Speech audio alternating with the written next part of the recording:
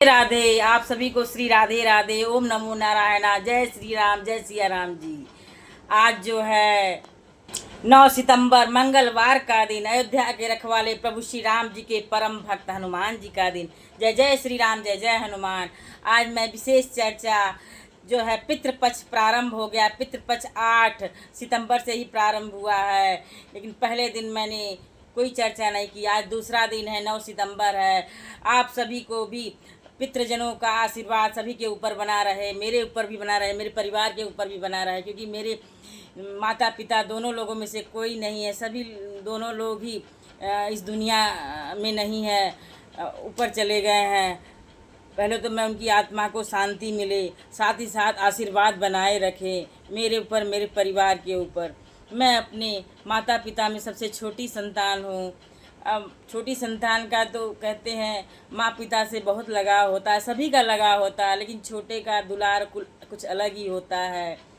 तो मैं भी अपने माता पिता को सत सत नमन करती हूँ, क्योंकि मैं उनकी सदैव ऋणी रहूँगी। उस ऋण को मैं कभी चुका नहीं सकती हूँ, क्योंकि मेरे जन्मदाता और मेरे परवरिश दाता तो रहे ही रहे हैं। साथ ही साथ मेरे बच्चों के भी परवरिश करने वाले परवरिश दाता रहे हैं। जन्म देने वाली माँ मैं रही हूँ, लेकिन परवरिश करने वाली मेरी माँ रही हैं। क्योंकि मैं नौकरी में हूँ, तो एक नौकरी करने वाली औरत के लिए समस्या रहती है। तो मेरी माँ ने ही मेरे तीनों बच्चों को बड़ा किया। मेरा सौभाग्य रहा, जो भी रहा हो, मेरे बच्चे बड़े हो गए तब मेरे माता पिता इस दुनिया से गए। मेरा छोटा बेटा जो है 7 साल का रहा, 4 साल का रहा तब तो मेरे यहाँ से माँ हटी। बड़ी बिटिया मेरी जो है 7 साल की रही। तो भगवान की कृपा ही रही, माता पिता का आशीर्वाद ही रहा जो मेरे बच्चे पल गए। सदैव मैं ऋणी रहूँगी अपनी माँ की, कभी भी ऋण से उऋण नहीं हो सकती हूँ। बच्चे तो अपने माता पिता के ऋण से कभी नहीं उऋण होते हैं, लेकिन मैं भी नहीं कभी उऋण हो पाऊँगी उस ऋण से।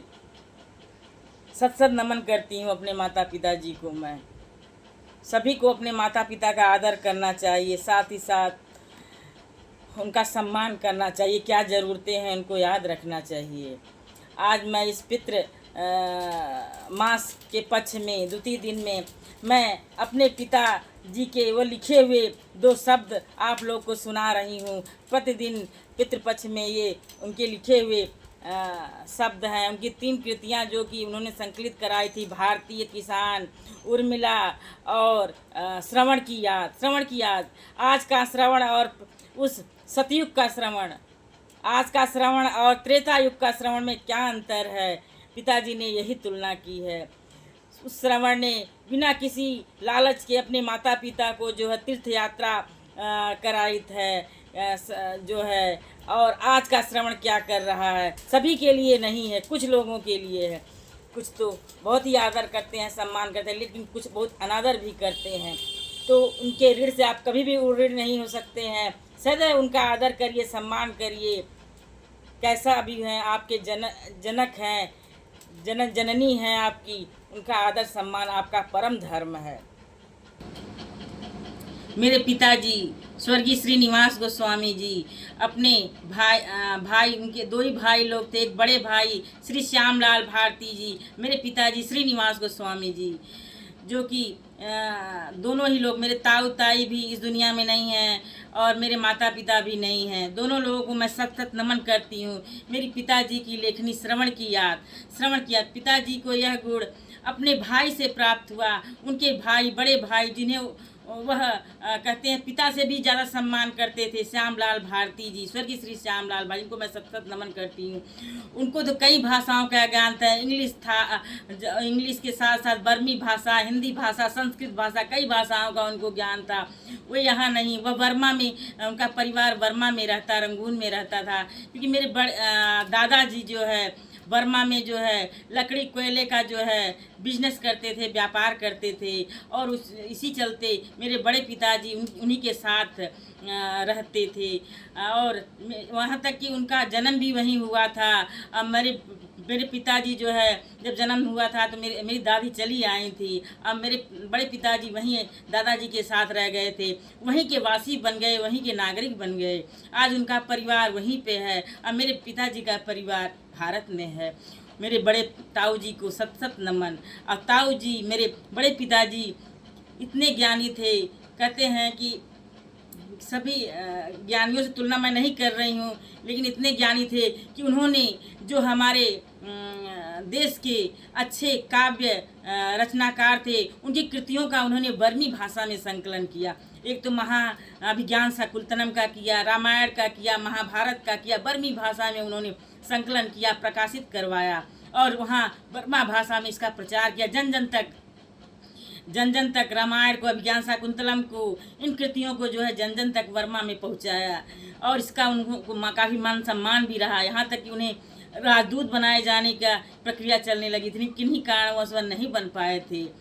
मैं अपने बड़े ताऊ जी को सत सत नमन करती हूँ, सत सत नमन करती हूँ, सत सत नमन करती हूँ, जिन्होंने अपनी भारतीय सभ्यता संस्कृति को जो है बर्मा में जन जन तक पहुँचाया। बर्मा में तो भारतीय संस्कृति पहले से ही पहुंची हुई थी, क्योंकि वहाँ बौद्ध धर्म, बौद्धिस्ट पहले से ही हैं, लेकिन मेरे ताऊ जी ने भी कुछ अंश अपना योगदान किया है, उसके लिए मैं सतत नमन करती हूँ। चल रही हूँ अपने पिताजी की कृतियाँ, जो श्रवण की याद है। आज का श्रवण कैसा है पाठ करने, 4 लाइन पाठ करूँगी। हमारे में तो वो क्षमता भी नहीं, हमारा ज्ञान भी अधूरा है, हमारे पास ज्ञान भी नहीं है, लेकिन कुछ बांटने की कोशिश करती हूँ अपने इस शब्दों में। माँ बाप रहे दोनों अंधे, श्रवण वही जिनका प्यारा था, धन्य रहा बेटा उनका जो जीवन भर रहा दुलारा था।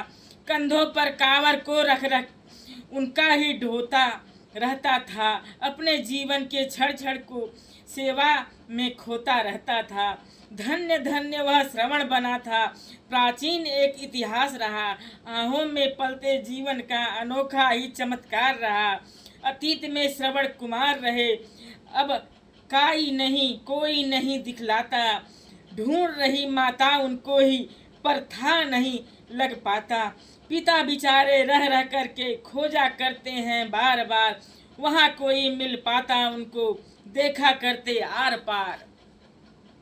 समझ रहे दोनों थे मन में, क्या हम कभी ढूंढ हैं पाते, जो बरबस खोज खोज करके हम अपना ही समय गवाते। दोनों के आंसू थे गिरते, पर नहीं रहे वो रुक पाते, पोछा करती आंसू उनका, अनजान में दिल दहल जाते। मत दहलाओ दिल मेरा, जो स्वयं है पिघल जाता, देख तुम्हारे नेत्र को मन में पीड़ा भर लाता। हम लोगों को भारी पीड़ा दिल में चुपके से आ जाती, मालूम कब किसको हो पाता, जो नीर को है बहा जाती। पीड़ा कहीं से उछल जाती तो नीर हमें है वह जाता, आँखों से है आंसू धीरे से, फिर पता नहीं कब ढल जाता। ढलते ढलते इन आंसू में पीड़ा का भार उभर आता, जिसको सहलाने में हमको वह श्रवण नजर है आ जाता।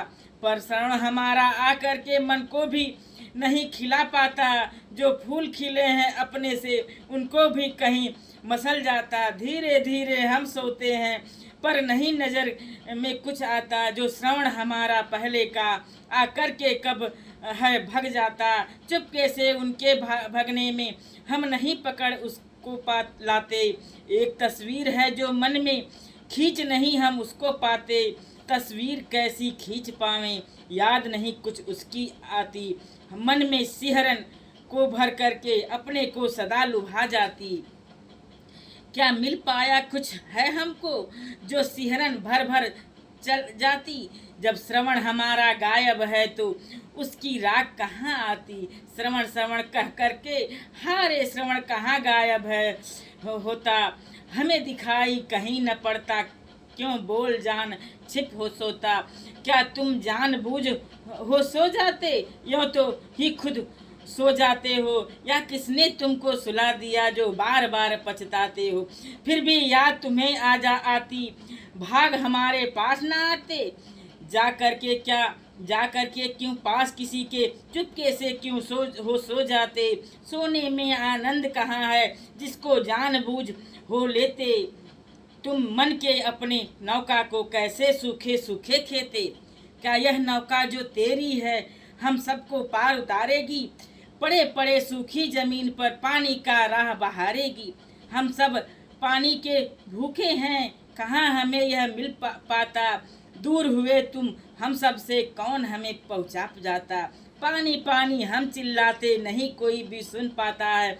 मन भी थक करके जीवन में क्यों सिसक सिसक रह जाता है। उब गया है यह मन मेरा नहीं पास है तेरे जाता।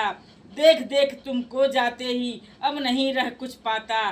क्या कहता तुमसे मन मेरा जब बिलख बिलख रहे यह रोता। श्रवण हमारा नहीं रहा यह जो मद में अपने खोता। आप मेरे माता पिता को सत सत नमन।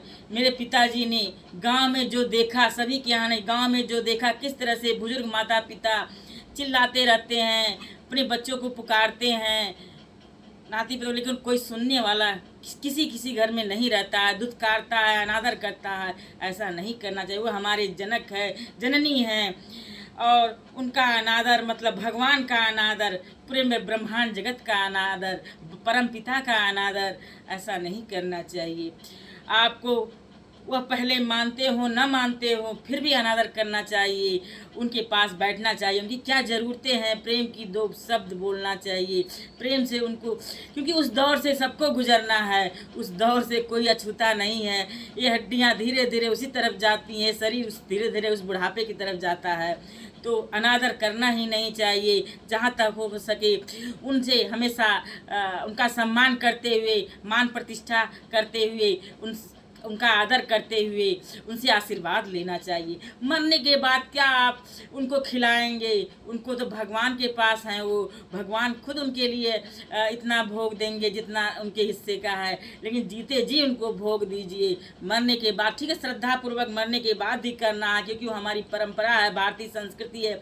लेकिन जीते जी उनकी सेवा करिए, उनका आदर करिए, सम्मान करिए। मेरे पिताजी का यही ध्येय, यही कथन है। चाहे गाँव हो, शहर हो, हर जगह सभी से यही निवेदन है कि अपने माता पिता का सदैव आदर करना चाहिए। यहाँ तक कि सास ससुर का भी सदैव आदर करना चाहिए। अनादर नहीं करना चाहिए। कितना भी पीड़ा दे, कुछ भी दे, लेकिन सास ससुर से भी निवेदन है कि वो परिस्थितियों का ध्यान रखें, स्थिति का ध्यान रखें। इतना अनादर वह बहुओं का भी न करे कि उनका भी दिल टूट जाए।